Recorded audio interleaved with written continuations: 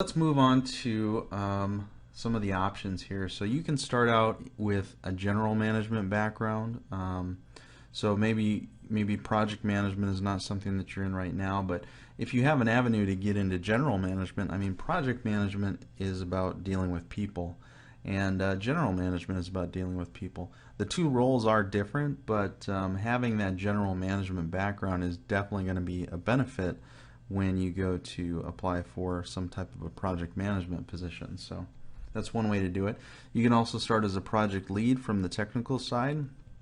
If you're a developer or someone on a team of some sort, if you can get recognized as a subject matter expert. There were some projects that I volunteered for early on in my career where I was just a subject matter expert from a particular area of the company, so I was kind of contributing to the project as an individual contributor, but as kind of a project lead for that portion of the project. And so that's another good way to kind of get in there, because you can work with project managers that way. You can start to observe how they do things. You can start networking with them, asking them questions, volunteering to help them with things, all that kind of stuff. You can also start just as a project team member. So even if you don't have the opportunity to go into general management or to be a project lead of some sort, you can start just as a project team member, and you're working with a project manager, at least one, and so you can start to, again, take a look at what they're doing, volunteer, try to help them, say, hey, is there anything that you could offload or delegate to me that I could do that would help me learn more about project management and kind of free you up to be able to do some of the more important things that you need to do in your job. So don't be afraid to take over some of those more tedious tasks that you're going to learn a ton from, but for them it's more of a tedious thing that they just have to, they've been doing this for years and it's not a big deal for them, but you would get a ton of value out of volunteering for that. And then I mentioned this before, but do pseudo projects yourself. So even if you don't have the opportunity to be on a project team or lead a project team of any sort, you can start doing these pseudo projects yourself. So take the daily things that you're doing that are, just projects basically. So regardless of how many people are working on them, if it's something that has a defined start and end point, basically there's a requirement that comes up and you need to go fulfill that requirement and put out something, whether it's a new process or code. You might be developing software, whatever it is.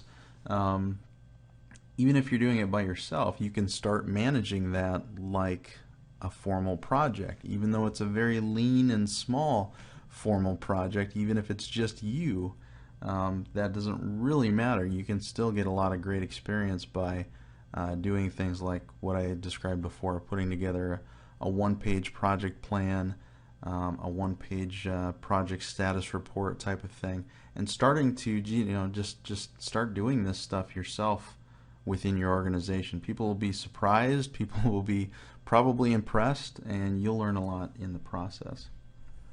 Alright, now some things to watch out for that I wanted to talk about.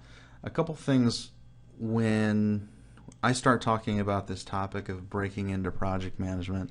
A lot of the questions that I get, people right away assume that they need to get a certification.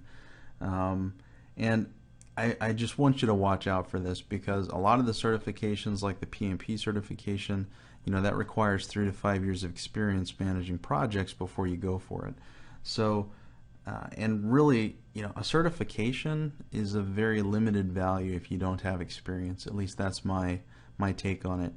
Now, an exception might be something like the CAPM, or I think it's the IPMA D certification. So those certifications are really there so that you can learn a particular standard. So if it's the CAPM, the CAPM from PMI, that's a way for you to get familiar with the PMI standard for managing projects. It's more of a framework than a methodology, but in the process of studying for an exam like that, for a certification like that, you're going to gain some valuable knowledge about what formal project management is all about, some of the concepts and techniques and things like that. So that's definitely not a bad thing. But if you pursue a certification like that, make sure that you do it for the sake of the learning and not so much because you think, oh, if I get the certification, then I'm going to get a job.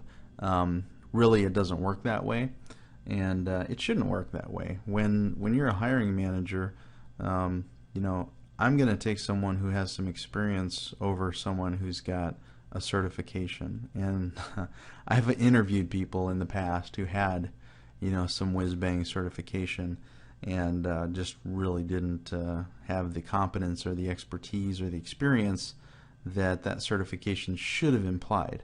So just be careful about certifications. Don't assume that you need to go get a certification immediately. Same thing with graduate education.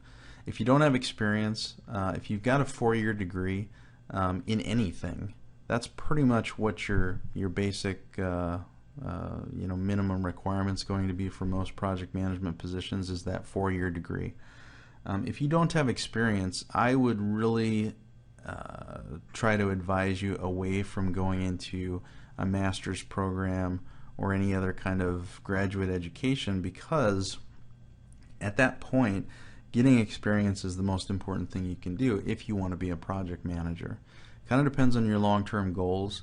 If you do have long-term goals to be an executive or different things like that, then an MBA might be a good degree to have somewhere in the mix there.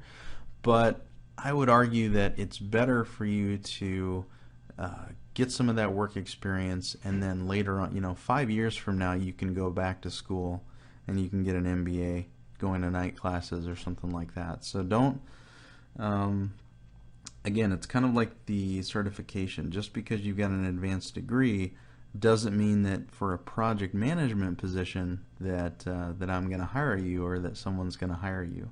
I'd much rather see you have, you know, 3 to 4 years of experience with a 4-year degree than have a graduate, you know, like a master's degree or something like that with no experience. If I had the choice between those two candidates, all other things being equal, I'm going to choose the person who's got the experience. So experience is very important, so watch out for that. And lack of domain knowledge experience. So this is another thing. So if you want to be an IT project manager but you don't have any domain knowledge about IT, you're going to struggle. It's not going to work out very well. You're going to have a hard time getting a position.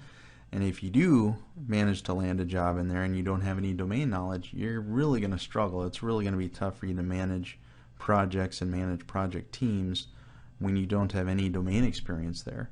So it's the same thing for software development. If you've never developed software and you don't know anything about it, it's really tough to manage teams that are developing software. First of all, you know, respect is from your team is a hard thing to gain if you don't have that background. And you know, it's just in general, to be a project manager, you really have to have your foot in both worlds. You have to be able to talk to upper management and understand what the stakeholders need and everything, but you also need to understand the technical aspects of the project, and that's going to vary depending on which domain you're in terms of how much domain knowledge you need to have.